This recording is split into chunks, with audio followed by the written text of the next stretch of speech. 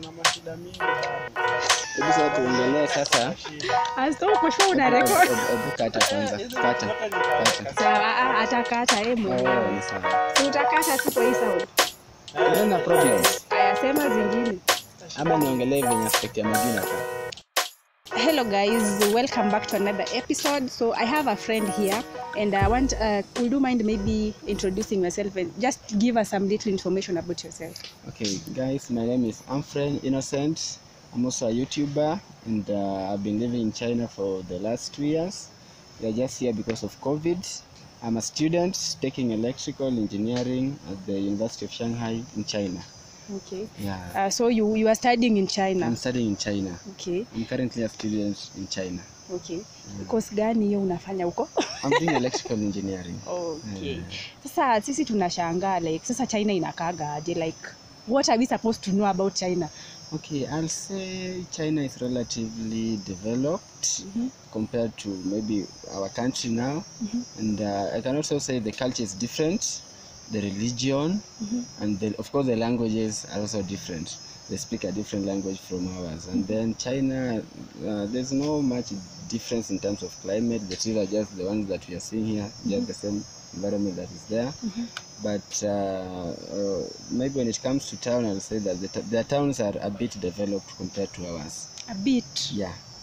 Or should I just say they are developed compared to ours? Okay. Na sasa hii story like language, unaona? Hapo hivyo kwa language, how do you cope with it?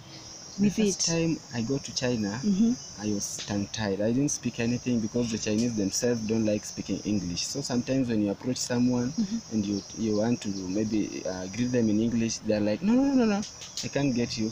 They want you to speak their own language. So I had to sit down. I took my time, like after 3 months, so that I could be able to get now to speak Chinese language, because it's not also an easy language. Like you just speak like Kenya. Chinese? Yeah, I can speak Chinese. They greet their people ni hao. Then you also answer ni hao, just that way. But the language is that when you don't know Chinese, it's very difficult for you. At least when you land there, you need to learn some basics, or you need to learn some basics before you can travel to China. How did you come to learn the language? Juu niko sure lazima or you had classes yenye unafunzwa their language? Alongside our courses, we had some classes there. We used to learn Chinese language. We had teachers who were professors, and they could teach us how to speak, how to write, how to listen, and that is how we got to learn the language. You do pay? So hiyo ni another class you pay differently? Actually, it's within the scholarship. Yeah. Right now you can talk like unaweza ongea na Chinese vizuri. I can say not that fluent, but I can speak Chinese. I can listen to a Chinese person speak and then respond. Yeah. Na nimesikia rumors about food, unaona? Mimi nimesikia tu rumors, sija confirm anything. I just want to confirm from you, juu umeenda huko. Yeah. Food like iko aje? Okay, first of all, China has got their own traditional food, and they also have this Western food, the likes of burger, pizza, and stuff. But with the traditional food, they also eat bullfrogs. And personally, I've tasted a bullfrog. It's just made like any other food. And then there's this very, very strange foods like bamboo trees, bamboo roots. They actually eat the roots, and many other strange types of leaves and vegetables that they eat. So when you get there, just as people say, when you go to Rome, do what Romans do. That's what I did when I go to China. I did what the Chinese do. I had to taste the food, I had to eat, and it just became a habit like any other normal life of a person. Lakini you had some hardships, ndio? Yeah, Mwanzo, si ndio? Share your experience. I could taste the food, and everyone is looking at you to say what taste you are getting from it, and then you are like, it's not good. Yeah, so I tasted the food, but you know, once you do it maybe twice, thrice, you become used to it. So you just used to eat their food.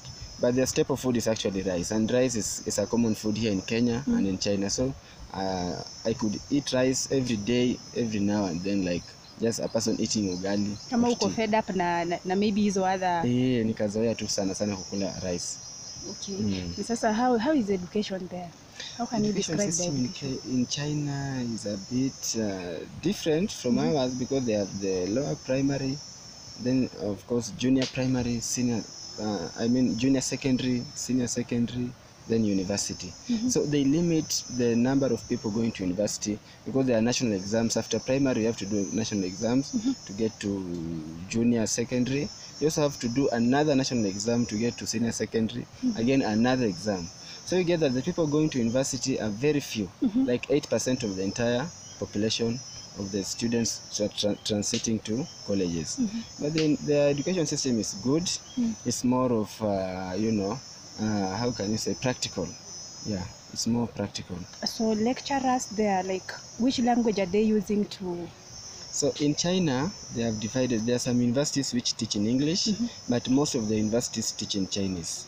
So when you go there, you have to be very keen on which university you are going to learn from, because you can get to a university which teaches purely in Chinese. So you'll be forced to learn their language at least for a period of 6 months, which I'm very sure that you cannot have learnt a lot in that language. And then you can now start the major. Okay. And that's a very big challenge, because when you're learning a language, you need at least 2 years for you to be fluent in it, and then to be more, more easy when you are using the language. Okay. Yeah. So there in China, maybe if I may ask, kuna Africans? There are so many Africans there. You've made them your friends already. How did you start maybe communicating with them? Yeah, when you go to China, especially some big cities, like I was living in Shanghai. Shanghai is the biggest city in China. Okay. So definitely I was going to meet Africans, and not only Africans, but people from other continents, Europeans, those from Oceania, Australia. So when you get to see a black person, you can maybe think the person is from Africa. Yeah. But when you approach the person, you greet them, and they're like, I can't understand you, they speak French. So maybe this person is from France, this person is from USA. But when you get any black person, it's like now your neighbor, your friend. You can move closer to them, greet them, and ask them their experiences also in this particular country, where the two of you are actually foreigners. And then maybe you can share a lot in terms of cultures, different cultures, religion and stuff. Na sasa hiyo story ya like religion, unaona, ukienda huko like how is it? Hebu niambie, like story na church. Yeah. So in China they have got Buddhism, which takes at least 85%. They also have Muslims, and at least 10% are Christians. So especially those people in big cities, they have got no challenges of spotting where church is. So we used to go to churches on Sunday, and the Muslims used to go to their mosque on Fridays, while the Chinese also go to their temples on their specific days. So their whole religion is there, churches are there, temples and stuff, they are all so there. You used to go to church? I used to go to church while in China. Okay. Yeah. Na relationship, like how do Chinese relate with these other people? Umesema wako wengi, si ndio? Yeah. So how is the relationship there? The relationship, I will not summarize it, but I'd say some Chinese are actually friendly to foreigners, especially with the black people. But some are not friendly. So you can get to someone, maybe you want to ask for them direction, and someone is like, no, I can't speak to foreigners. But some will be very eager to help you. Some will be very eager to be your friends because they just want to be seen around working with foreigners. Yeah, so it's like a 50-50. Some are good, some are not good. Some are racist, some are not racist. Yeah. Okay. How did you get to go there? Yeah. Okay, I went to China through scholarship. After doing my Form 4, I passed my exams and applied for a scholarship, and then I was called to study in China, and that's how I got to get there. Okay. Yeah. Na huko sasa kuishi mnaishi aje? Like hizi story na housing, unaona, mtu maybe anataka kwenda huko and they are wondering, it might be so expensive or something. So maybe you can share your idea. First of all, I'll say accommodation in China, especially the big cities, is very expensive. So when you go there, you need How expensive? It's very expensive. I'll say, just like in Kenya, the closer you live to the CBD, the more expensive your rent be. Unlike those people living far away from towns. So for us as students, the school has given us a certain place whereby we can access to supermarkets, access water, hot water, cold water, and stuff. So we are residing within the school, and the accommodation part is paid by the scholarship the scholarship, the government that is sponsoring us. Okay. Yeah. Na sasa ukienda hapo nje, maybe kama hata umai kuwa na friend mwenye umaienda kwake, nataka tu kuuliza vitu kama one bedroom. Unajua kuna mtu anataka kwenda huko na maybe si student. One bedroom, unaweza tuambia ni in Kenya shillings inaweza kuwa kama ngapi around CBD? Like around CBD is 35,000 yuan. Maybe I'll convert to shillings. That is multiplied by 17 shillings. So it's like 51,000, 55,000. One bedroom. One bedroom. Na kuna within the town. Na watu wanaishi. And people can actually afford that because most people are actually working people who are living there. But you know, for us, we are the students. We are not working. Most of the time we are in the books. So we have to get somebody who pays for us that money. But it's very expensive. That's what I'll say. Okay. And kama mwanafunzi sasa, si ndio? Uko pale, umemeet so many other people, unaona. Umemake friends na some other people apart from maybe the Africans plus ukiacha Chinese. Yeah, nimemake friends na watu wengi sana. I've got friends from Germany, I've got friends from all over. Yeah, those whom we study with, and even the Chinese themselves. I've got a big number of friends in the Chinese from China actually, and some of them are from here in Kenya, those whom we went with to China, and then from other African countries we also have got friends with them. Okay, so when story na COVID came, you were there? I was there. How was everything? When COVID started, it started in a town called Wuhan, just close to where we reside, like 200 kilometers away. So that we actually panicked, and the whole country was locked. We could not move. Movement was restricted. We could only access food through online means, and it was very expensive. So we had to sit down with my friends and decided to come back to Kenya. And that means that when you leave the school, you are not supposed to go back. So once you left the school, you are just supposed to go and go and go. Like forever? Not forever, during that time. Oh, okay. Yeah, because they did not want to receive any person from outside. So when you make a decision to leave the school to go to the airport, when you miss a flight, that means that you'll have to stay outside for that time that the lockdown was still in place. But now we can still go back, but the country is still under lockdown. They does not want students now until maybe when the vaccination level will have gone high. Because they are now at around 70%. Okay. Kuna kitu umesema hapo. Umesema ukitoka maybe shule, you go to the airport and maybe miss a flight. Yeah. There is no way you are going back to school. Yeah, during that time you could not be allowed to go back to school. So were you lucky enough to catch the flight? Yeah. Actually, when you are going to catch a flight, you leave so early because it's something that when you miss it, your money is in very few occasions when they refund you your money. Okay. Yeah. Okay.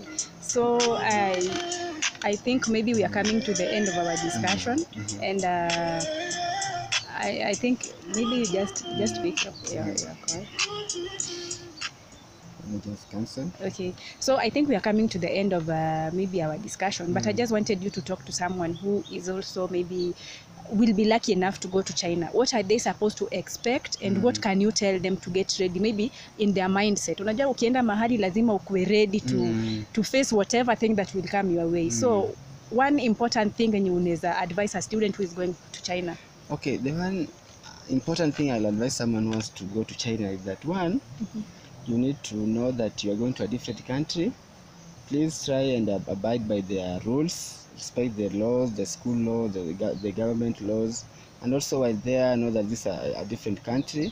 You need to maybe respect their cultures. You need to respect their language, and just be a hardworking person. Life is easy once you fall within the requirement that they need or the respect of a foreigner. Okay. Yeah. So maybe the last question, maybe give us 2 rules there. Zenye unaona wakivunja, ukweli they can come back to Kenya. You know, siku kuuliza about the rules. Is drug trafficking. China is so strict about drug trafficking, especially those people who traffic bang and cocaine and drugs. Once you are found trafficking drugs, you shall be sent back to your country. Then 2, China does not want gambling, this betting of football matches. If you do that and you are found, you are actually going to be punished by the law. They do not want that. They don't bet. Yeah, people don't gamble. People maybe they traffic, but if you are found, the penalties are very high. Yeah. Okay. for those who want to go to China, I think you got your information there. So uende kama umejipanga ukijua what to do and what not to do. But I think we are coming to the end. Okay, director want to talk. Okay. Oh. Musuma. Okay, by the way, when you are there in China, ulikuwa una miss nini sana sana in Kenya? Musuma. When leaving Kenya to China, I had to carry 2 packets. That is around 4 kg of flour. But you know, when you get there, you use it. After 1 week, it's over. So you have to get used to their food. And I could even go for 2 months without ugali. Na uli lose weight hapa? Nearly add. Yeah, there's a lot of chicken. We used to eat a lot of chicken. Sometimes we did not want to eat the greens, so we could just eat chicken and rice, and we found ourselves adding weight, even up to plus 10 kgs while there. Yeah, but I really missed ugali. Yeah, but I ulifika tu airport TV na kitu ya kwanza was lazima nikule ugali. Nikifika tu hivi Nairobi nikaingia kwa nyumba wakanipikia ugali na omena. Like kunikaribisha. Nada nakumbuka siku kula hiyo ugali.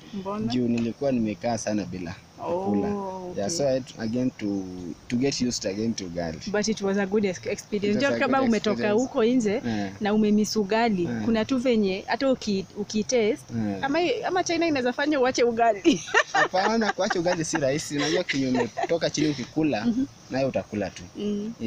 Uko used to it. Yeah. So nilifeel tu like nilikula tu vitu kidogo hizo wanaita aje hizo kidogo tu kukata na nikaona ilikuwa how many years ama 2 years tu. 2 years. Kama hujakula ugali. Not really. Kama sijakula ugali ilikuwa around a year. Okay. Kwa sababu kuna wale watu walikuwa wanatoka huko wanatuletea hiyo unga. Na wanatuita tunakula nao. Ino nakula hata na mahindi tunapika hizi kideri tunakula. Hakuna kisiagi huko. Hakuna kisiagi. Hakuna kisiagi ya kuvuta unga. So unakaa tu hivyo. Rice ndio staple food. Okay. Unakula morning na mix na eggs hivyo tu kila siku rice. Okay. Like in China mtu afai kukuzia rice.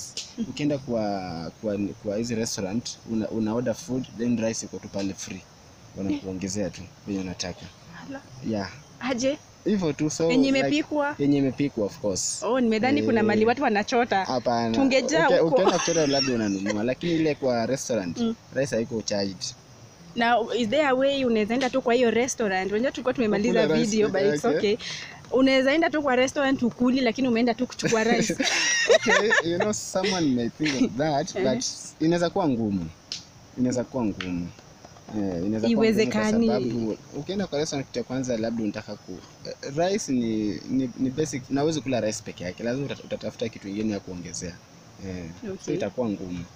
Your lifestyle in China, I think it's a good experience by the way. So for those who maybe are going to travel to China, please just to know that there are so many things uta miss a lot of things pia from Kenya na pia there are so many experience utaenda upate huko, you'll make friendship and what have you. So I think we are coming to the end of this video. That was his story as a student in China. So I think until our next video, don't miss and please subscribe, like, share widely so that it can reach many people. Thank you.